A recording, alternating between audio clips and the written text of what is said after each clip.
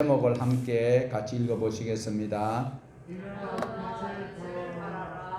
네, 오늘 이사야 60장에서 62장까지 있는 말씀을 통하여서 일어나라 빛을 발하라 일어나 빛을 발하라, 이 제목을 가지고 하나님의 말씀을 함께 나누기를 원합니다.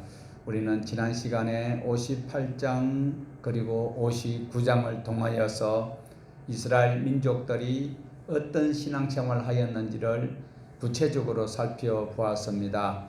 하나님께서는 당시에 이스라엘 사람들이 금식도 하고 안식일을 지키고 나름대로 신앙생활을 한다고 하였지만 그들의 행위가 바르지 못하고 하나님 앞에 나오는 그 잘못된 행위를 책망하시는 장면을 우리가 보았습니다. 오늘날도 하나님 앞에 금식하고 매달리고 기도하면 모든 문제가 해결된다고 하는 그 허무맹랑한 소리에 저와 여러분은 현혹되지 말고, 우리의 신앙이라는 것은 하나님께서 약속하신 그 말씀을 믿는 것이 신앙입니다. 대부분 자기의 어떤, 요번에도 코로나로 인하여서 대면 예배 때문에 우리 한국 개신교회가 너무나도 어려움을 당하고 있습니다. 대면 예배 드리는 것을 하나님께서 명령인 것으로 착각하고, 그러다 보니까 이제는 전도해야 될 대상자들을 다 놓쳐버리고 안타까운 현실 속에 있다라는 것입니다. 하나님의 약속의 말씀은 지혜롭고 또한 우리를 생명으로 이끄는 말씀이기에 말씀을 구체적으로 하나님께서 하시는 말씀의 그 의중을 바로 깨닫는 마음으로 성경을 읽고 해석을 해야 한다라는 것입니다. 이사야 58장과 59장 속에서는 죄에 빠져있던 삶에서 떠나면 하나님께서 어떻게 하시겠다고 하셨습니까? 하나님의 영을 부어주셔서 세상 끝날까지 함께 하시겠다고 마태복음 28장에서 하시는 말씀 같은 말씀을 거기에서 약속하셨습니다.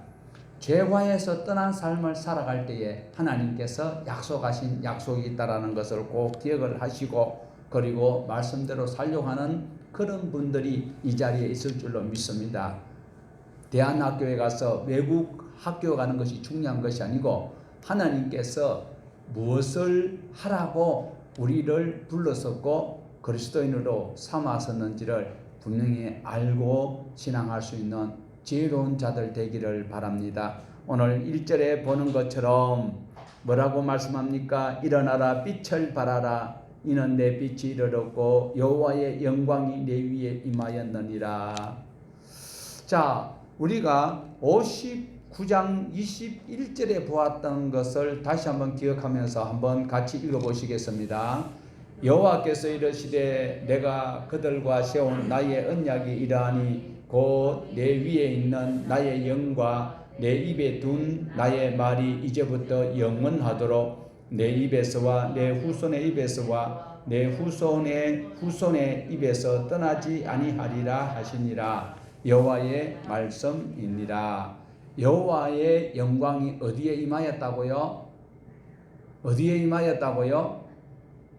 나에게 임했다는 거예요. 너희에게 임하였다라고 말씀하고 있지 않습니까? 1차적으로는 이스라엘 백성들을 향한 말씀이지만 좀 더 넓게는 성령이 임한 모든 사람들에게 하나님의 영이 임했다라는 것 믿습니까? 하나님께서 말씀하셨어요. 예수님께서도 이 제자들에게 말씀을 하셨습니다. 제자들을 향하여서 우리 주님께서 두 가지 말씀을 하셨어요. 너희는 세상의 무엇이라? 소금이라. 두 번째, 너희는 세상의 무엇이다? 빛이다. 그러면 너희는 소금이니 어떻게 살아라? 짠돌이 같이 살아라가 아니고 어떻게 해요? 맛을 내라는 거예요. 맛을 내라. 그리고 너희는 세상의 빛이니 너희 빛이 어떻게 하라고요? 사람들 앞에 비치게 해라. 일어나라 빛을 발하라 이 말씀과 일맥상통하고 있습니다. 그러면 우리가 일어나서 빛을 발해야 되는데 빛을 발하는 것이 무엇일까요? 빛을 발하는 것이 무엇일까요? 어떤 거요? 핸드폰에서 라이트를 켜야 됩니까? 우리의 착한 행실을 말씀하고 있습니다. 주님께서 하신 말씀은 너희의 빛이 사람 앞에 비치게 하라. 저는 이번에 코로나 사태로 인하여서 정말 안타깝습니다. 대면 예배 드릴 수 있으면 드리면 좋지요. 그 예배 드리려고 하다가 이제 잡은 고기까지 다 놓쳐버렸잖아요.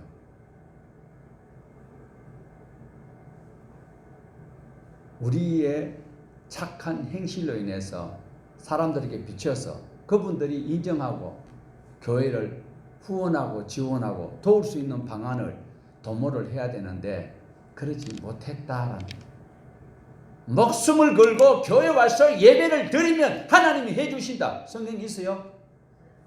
하나님의 약속을 믿는 것이 무엇이다? 신앙이다. 기독교가 왜곡되면 안 돼요. 하나님께서 하신 말씀대로 우리가 살아가면 생명과 평강을 주신다고 했어요. 애굽에 내렸던 어떤 질병도 내리지 않겠다고 했어요. 그러면 코로나가 창궐한데 마스크도 안 하고 율동하고 춤을 추고 그렇게 하는 것은 착한 행실이요, 아주 저질적인 행실일까요? 우리가 지난 시간에 하나님의 말씀 이사야 58장 59장 굉장히 귀중한 시간이었습니다. 여러분, 하나님 말씀을 안 들으면 안 들어도 충분히 살아갈 수 있는 것 같은 착각 속에 살아가요. 그러나 하나님의 말씀을 붙들면 붙들수록 더 붙들고 싶은 것이 신앙이란 말이에요. 하나님의 말씀을 안 들으면요, 안 들어도 충분히 살아갈 수 있는 것 같이 이 땅에서 모세가 이야기했던 거 70이고 80이고 요즘은 이제 100세가 기본이지만 그 사는 동안에는 관계없어. 죽고 나면 어떻게 돼요? 큰일 나지요. 그런데 하나님 말씀은 우리가 놓치지 아니하고 차근차근 다 배워가야 된다. 지난 시간에 이사야 58장 59장은 참된 신앙과 올바른 금식이었어요. 그 근본적인 원인이 뭐냐는 거예요. 굶고 기도만 하면 된다라고 금식하고 하나님 앞에 4번이나 절기를 정해놓고 기도했던 그들이 결국은 어디서 어떻게 되었어요? 바벨론에 가서 자기네들이 잘못했기 때문에 어려운 일이 당하고 나라가 망했잖아요. 나라가 망하기 전에 하나님께서 하신 말씀대로 살았으면 까딱 없는 거예요. 오늘도 이 본문에 있는 말씀이 하나님의 영이 우리에게 임하였으면 어떻게 해야 될까요? 세상에 나가서 빛을 사람들에게 비춰야 되는데 코로나 시대에 꼭 대면 예배를 드려야 될까요? 대면 예배 드리고 교회 폐쇄되어야 돼요. 비대면 예배를 드리고 기다리다가 그 기다리는 사이에 우리의 인내를 통하여서 많은 사람들이 인정하고 공감하는 그런 삶을 실제로 하나님께서 원하는 방법이지만 이스라엘 천년 역사에 그게 없었어요. 안 됐어요. 앞으로도 가망은 없어요. 그렇지만 저와 여러분이라도 저와가 여러분이 아니고 여러분과 제가 이 말씀에 가까이 가려고 노력하면 하나님께서 기뻐하신다. 그래서 이 코로나 전국에는 어떻게 살아야 될까? 이사야 58장과 59장에서 말씀하셨던 그 말씀대로 살면 하나님의 영이 함께 하신다고 했습니다. 예. 그러면 그 약속이 어떤 약속일까요? 바로 신의 산 언약이지요. 레위기의 말씀대로 살아가면, 그 언약대로 살아가면 하나님께서 우리에게 복을 주신다라고 말씀을 하고 있습니다. 이것이 바로 예수님께서 말씀하신 착한 행실입니다. 마태복음 5장에서 7장에 하나님의 이 신의 산 언약을 함축하여서 신약의 산상설교로 말씀하셨다라는 것입니다. 많은 사람들은 그냥 예수만 믿으면 된다. 예수님이 오신 이유가 뭐예요? 레위기대로 안 사니까 결국은 선지자들을 수없이 보내는데 다 죽이고 감옥에 가두고 그러다가 안 되니까 하나님께서 아들을 보내면 저들이 태도가 달라지겠지 그랬는데 그 아들조차도 죽여버렸잖아요. 누가 죽였어요? 누가 죽였나요?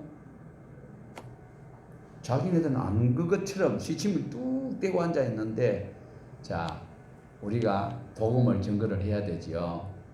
교회에서 전도를 해야 됩니다. 그런데 전도를 하기 전에 뭘 해야 될까요?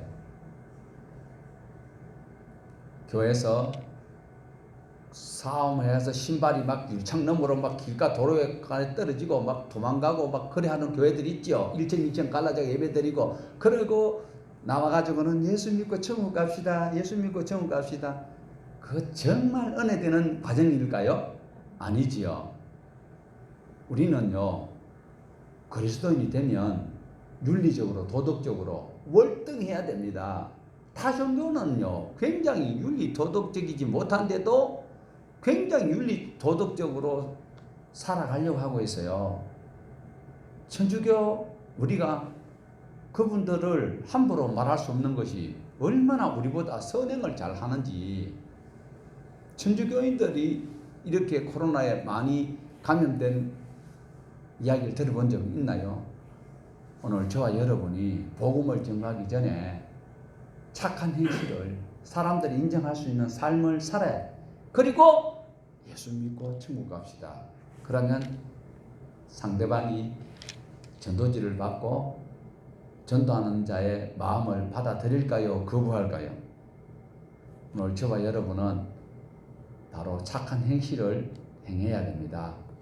착한 행실을 제쳐놓고 예수만 믿으면, 교회만 오면, 예배만 드리면 하나님께서 책임진다. 요번에도 막 대면 예배 조아무개 목사가 어떻게 되는지 근거도 없어요.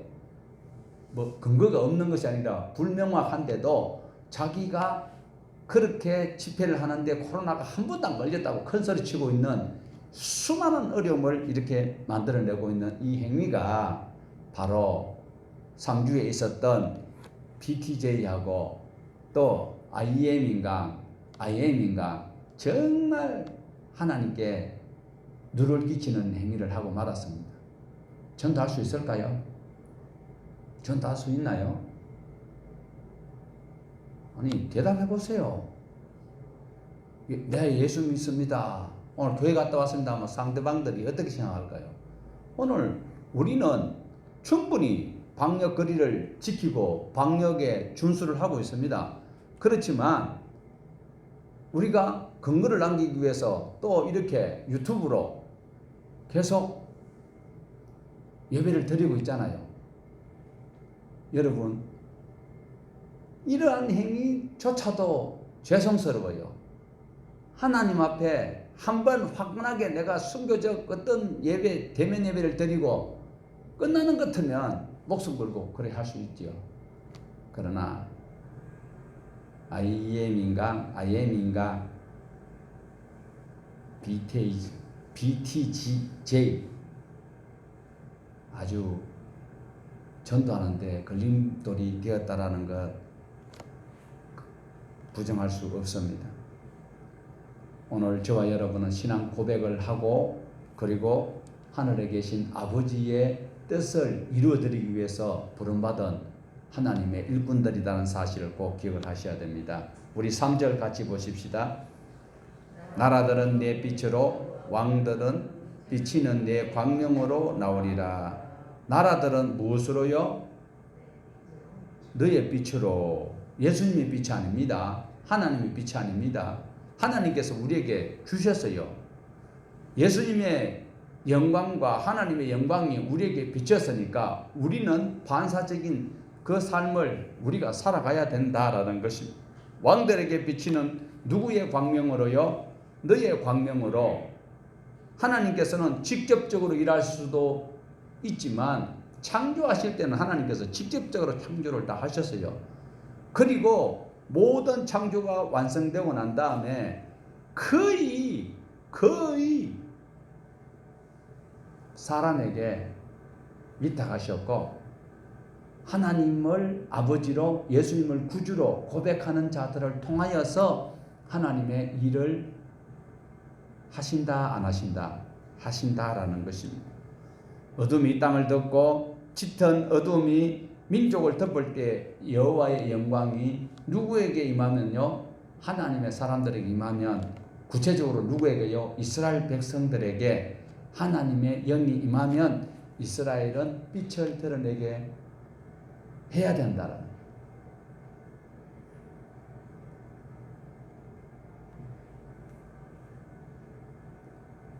그러면 그 모습을 보고 많은 이웃 나라들이 이스라엘로 모여들게 될 것이다. 그 빛을 통하여서 이제 사람들에게 그 빛을 바라는 사람들, 그 말씀대로 살려고 노력하는 그 사람들이 하나님의 영이 임하면, 그리고 그 빛을 사람들에게 비추어서 살아가면 어떤 일이 생길까요? 성경에 보면요, 굉장한 약속이 있습니다. 자, 우리 5절, 6절 같이 보시겠습니다. 그때에 네가 보고 기쁜 빛을 내며 내 마음이 놀라고 또 화창하리니 이는 바다의 부가 내게로 돌아오며 이방 나라의 재물이 내게로 옵니다. 허다한 낙타 미디안과 에바의 어린 낙타가 내 가운데 가득할 것이며 서바 사람들은 다 금과 유향을 가지고 와서 여호와의 찬송을 전파할 것이며. 7절도 약속이에요. 자, 이런 일들이 생긴대요. 어떻게 할 때요? 시내산 언약을 지키고 하나님의 약속을 지키면 사람들에게 착한 행실을 그리고 맛을 내고, 지금 우리 개신교가 그리스도의 맛을 내고 있어요? 맛을 망치고 있어요?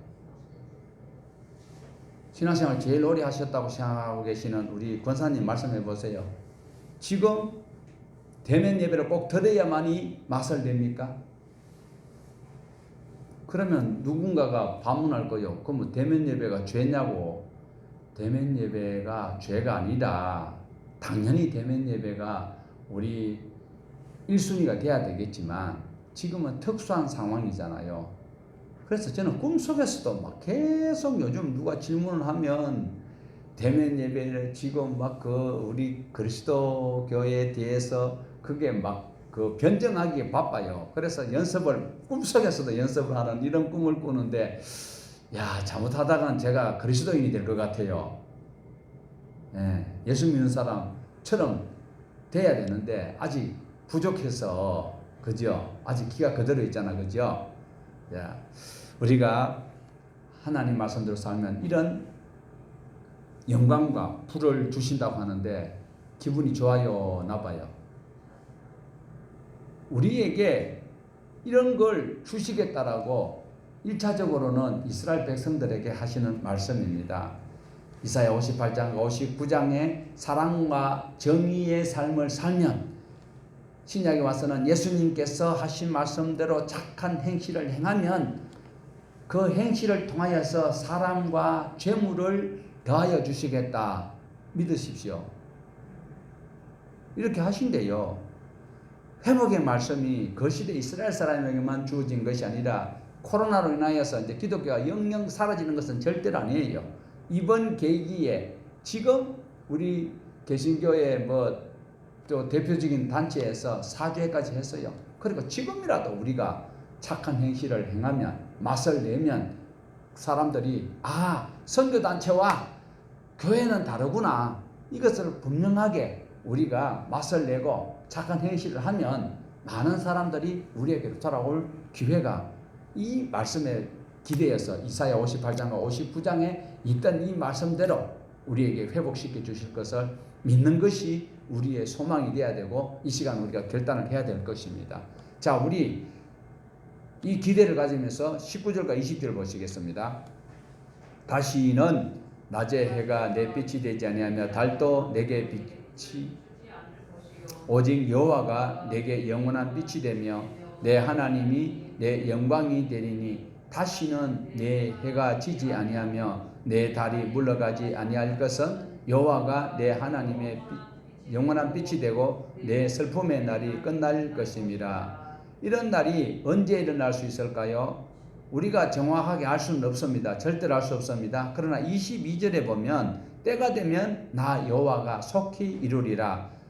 누가 정한 때요? 하나님께서 정한 때. 하나님께서 정한 때. 그러면 그 날이 있을까요? 없을까요? 분명히 있다라는 거지요. 하나님께서 이루시겠다라고 말씀합니다. 어떤 나라로요? 완전한 나라로 새하늘과 새 땅 하나님의 나라를 이루시겠다라고 미리 말씀을 하고 있습니다. 왜 그 날을 미리 말씀하실까요? 절망과 좌절 속에 있기 때문에 소망을 품고 견뎌 나가도록 하시기 위해서 미리 주시는 말씀이다라는 것입니다. 그 결과는 어떻게 해요? 빛을 발하라라는 것이지요. 정한 때에는 변하는 것이 아니라 하나님께서 정한 때는 분명히 있습니다. 예수님께서 말씀하셨지요. 1.1핵도 변하지 않는다. 하나님이 정한 때는 반드시 오는데 그때가 되면 완전하게 이루어진다.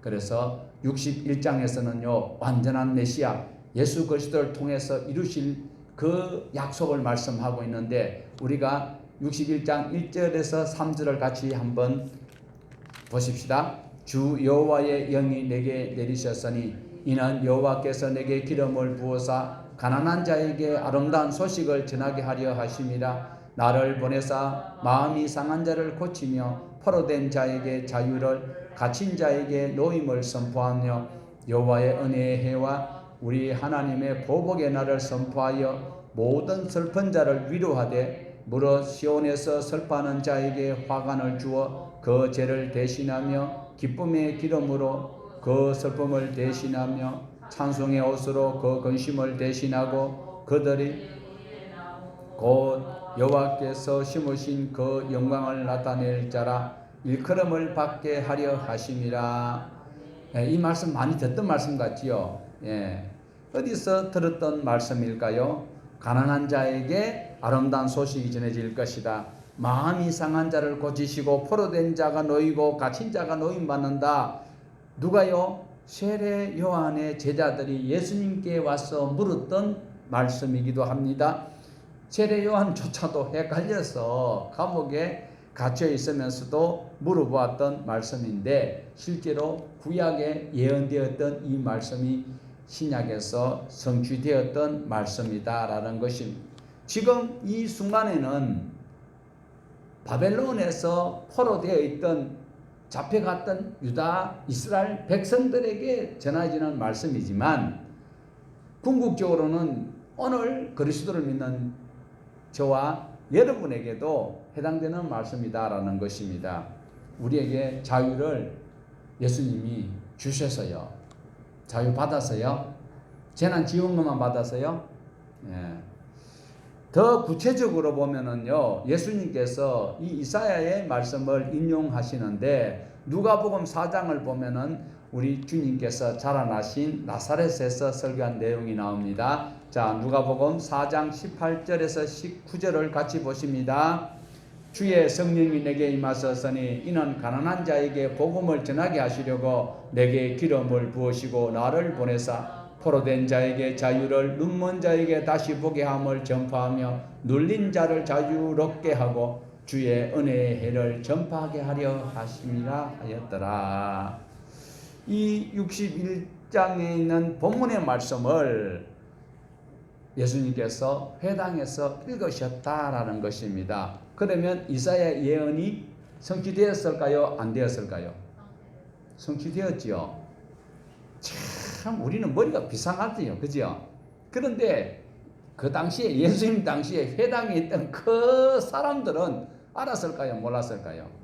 모르고 있습니다. 이사야의 말씀이 성취되는 것 우리는 동방교회 성도들은 다 알고 있잖아요.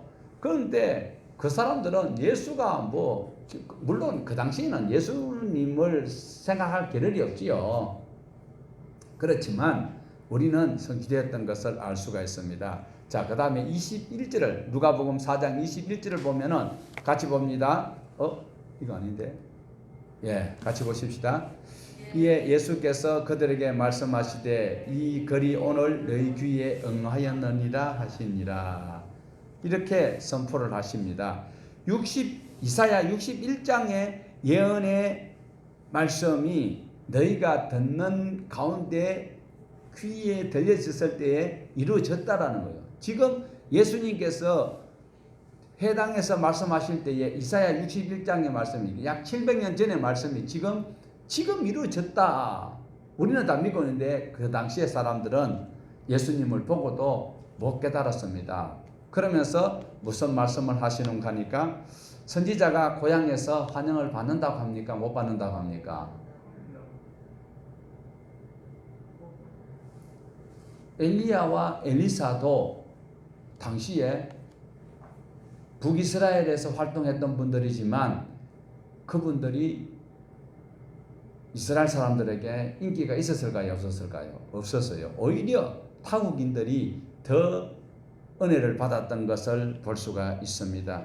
자, 이 과정을 볼 때에 우리 주님께서 하시는 말씀을 해당했던 사람들이 듣고 예수를 인정하지도 않을 뿐더러 예수님을 그리스도로 메시아로 인정하지도 않을 것인데 자꾸 이런 말씀을 하니까 어떻게 그들이 했어요? 예수님을 끌고 가서 죽이려고 했다라는 것입니다.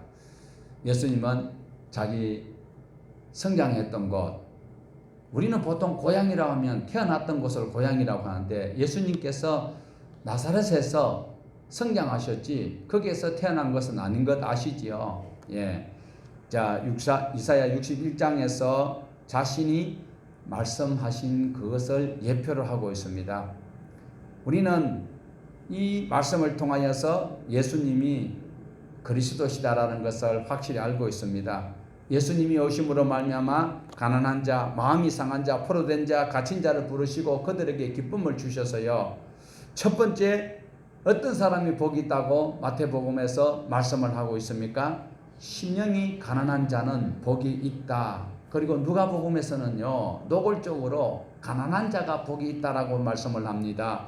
애통하는 자 복이 있다. 의에 줄이고 목마른 자가 복이 있다. 긍휼히 여기는 자가 복이 있다. 마음이 청결한 자가 복이 있고 화평케 하는 자가 복이 있고 의를 위하여 박해를 받는 자들, 이것들이 다 어떻다라고 복이 있다라고 예수님께서 설교를 하셨습니다.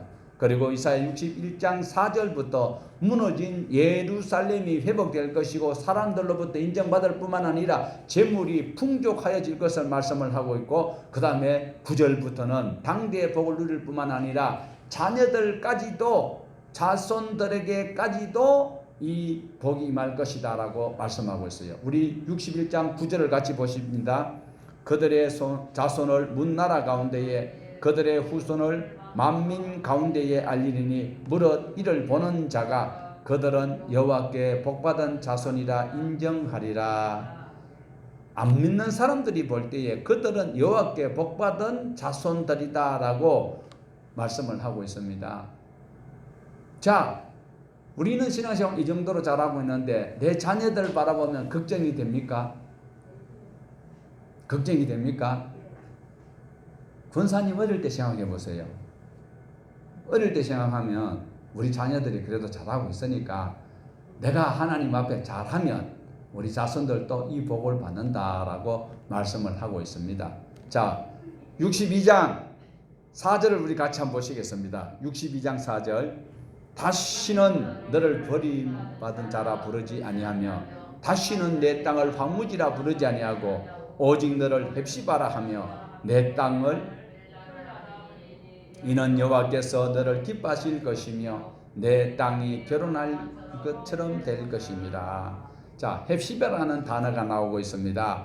헵시바라는 뜻은 굉장히 좋습니다. 굉장히 좋아요. 그런데 우리가 성경 공부를 할 때에 히스기야의 아내 헵시바, 그리고 므낫세의 어머니 헵시바, 이것 때문에 안 좋은 이미지가 있는 것은 사실이지만 헵시바는 마음에 안 들어요. 그런데 헵시바의 뜻은 나의 기쁨은 그녀 안에 있다. 그녀이 아니고요. 그녀 안에 있다. 뿐만 아니라 하나님께서 기뻐하신다. 여기에서 히스기야의 부인 헵시바를 말하는 게 아니에요.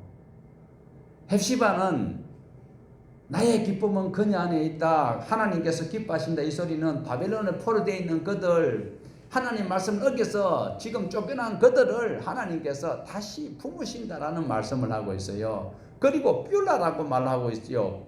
뷸라라는 것은 결혼한다라는 거예요.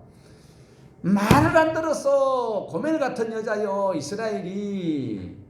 오늘 우리 개신교 교인들이 다는 아니고 지금 막 그 코로나인데도 그 계속 가려고 하는 그 사람들 갔다 왔으면 정직해야 되잖아. 예수 믿는 사람이 열방센터 갔든지 갔으면 갔다 왔다 해야 되는데 안 갔다 왔다 그러고 거짓말하는 그들은 안 되죠. 그러니까 그들이라 할지라도 하나님께서는 약속의 백성들을 heb시바 내가 너를 기뻐한다. 그리고 그냥 기뻐한다 그러니까 안 부죠. 결혼하겠대요. 결혼하면 같이 살지. 고멜 같은 여자 만나면 참 힘들어요, 남편이. 아브라함 같은 남편 만나도 골치 아픕니다. 네. 자, 62장 4절의 말씀 보면 이스라엘이 그 전에 죄로 말미암아 바벨론 포로가 되어 있잖아요. 다시 버림받은 여자와 같이 되었다. 버림받은 자 같이 되었지만 이제는 누구의 기쁨이 된다? 하나님의 기쁨이 될 것이고 결혼한 것처럼 이스라엘이 다시 회복될 것이다. 약속의 사람들이 약속을 붙들고 살면 견뎌낼 수 있다라는 거지요. 오늘도 이 코로나 전국에 저와 여러분이 견딜 수 있는 것은 하나님께서 하나님의 말씀대로 살려고 하는 자들을 결코 외면하지 않으신다라는 것을 기억을 하셔야 됩니다. 지금 하나님의 회복이 아직까지 안 되었어요. 그런데 이사야가 이렇게 말씀을 증거하고 있어요. 회복될 예루살렘을 기대하며 신랑이 신부를 반기듯이 이런 기쁨의 회복이 될 것이다 라고 소망의 메시지를 전달하고 있습니다. 오늘 이사야가 전하였던 그 당대의 그들에게만 주어지는 말씀이 아니라 오늘 이 자리에 있는 우리에게 주시는 말씀으로 받아도 전혀 손색이 없고 이 말씀을 믿으시기를 바랍니다. 오늘도 우리에게 무엇이 임했습니까? 예수님을 구주로 고백하는 순간에 성령님을 우리가 모실 수 있고 모실 수 있는 자격이 충분하게 되었다라는 것입니다. 성령님이 임했기 때문에 아직까지 부족하지만 더 노력하고 연습하고 하나님 앞에 가까이 가는 마음이 변치 않는다면 하나님께서는 우리에게 heb시바라 뼈라라 말씀하신다라는 것입니다. 오늘 하나님께서 이 자리의 예배자들을 하나님의 자녀로 삼으실까요? 안 삼으실까요? 하나님은 우리의 불완전한 아버지실까요? 완전한 아버지실까요? 주일학교 아닌데 완전한 아버지시다라는 것입니다.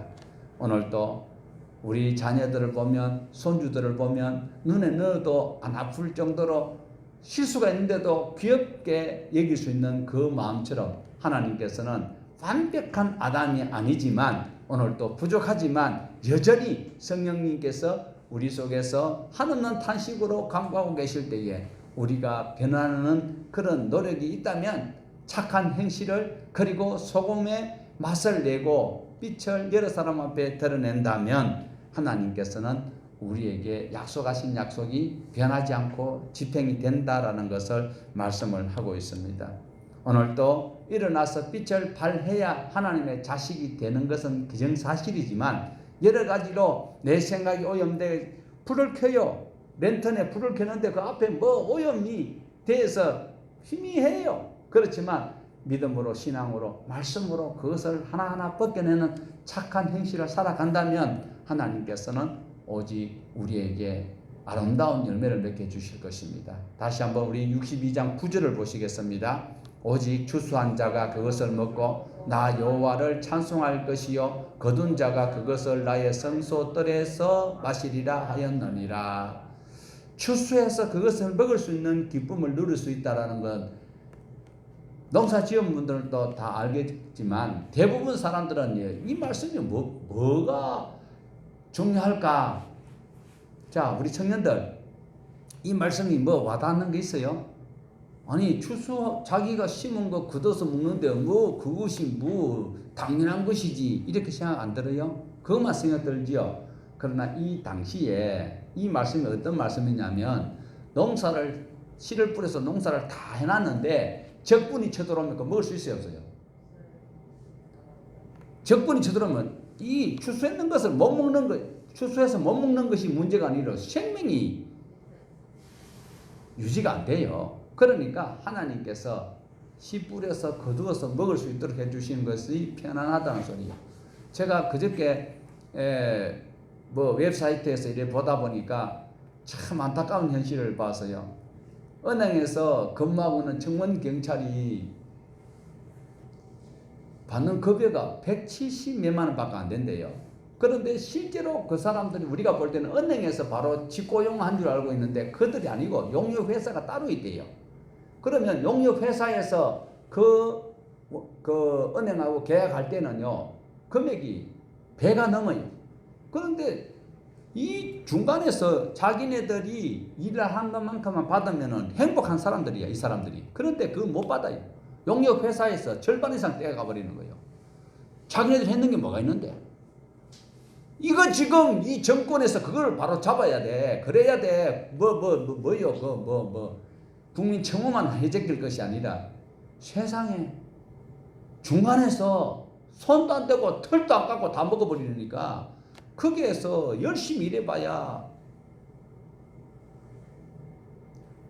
내가 수고한 만큼 거둘 수 있는 나라가 어느 나라일까요? 어떤 나라일까요? 하나님의 나라입니다. 우리가 십계명에 보면 많은 똑똑한 학자들은 그래요. 그것이 하므라비 법에도 있다라고 있지요. 그러나 그것은 그들만의 법이었고 십계명이 온전히 지키지는 하나님의 나라에는 다 행복한 거예요. 내 아내를 누가 잡아갈 사람도 없고 나도 남 아내 안 잡아가고 간음한 자도 없고 그러면 내 아내와 내 남편이 서로 간음 안 하니까 행복한 가정을 꾸려갈 수 있잖아요.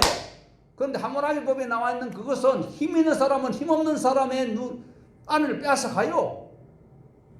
그러니까 하나님의 마음을 알지도 모르면서 함부로 짓거리면 지옥에서 출장 나온 사람들하고 똑같다라는 것입니다. 우리 12절 같이 보시겠습니다.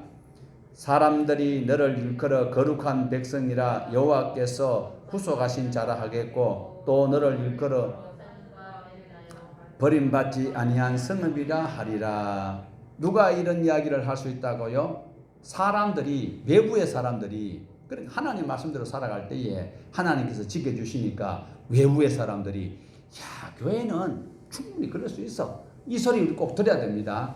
요번에 BTJ나 IM이나 이런 거 하고 교회하고 다르구나. 물론 그들도 다 같이 달라져야 되겠지만 우리가 다르다라는 것을 외부 사람들에게 인정받는 그리스도인이 돼야 돼요. 오늘 예배 드렸기 때문에 나 천국 간다고 자부심 가지지 말고 우리의 삶이 사람들에게 오해받지 않는 삶을 살아야 된다라는 거죠. 하나님의 사랑은 변함이 없습니다. 말씀대로 살려고 노력하고 내가 노력하다가 실수한 것은 죄가 아니에요. 오늘 저와 여러분은 하나님께서 우리에게 징계를 내리는 그 징계 속에도 하나님의 사랑과 은혜와 자비가 담겼다는 것을 꼭 기억을 하셔야 됩니다.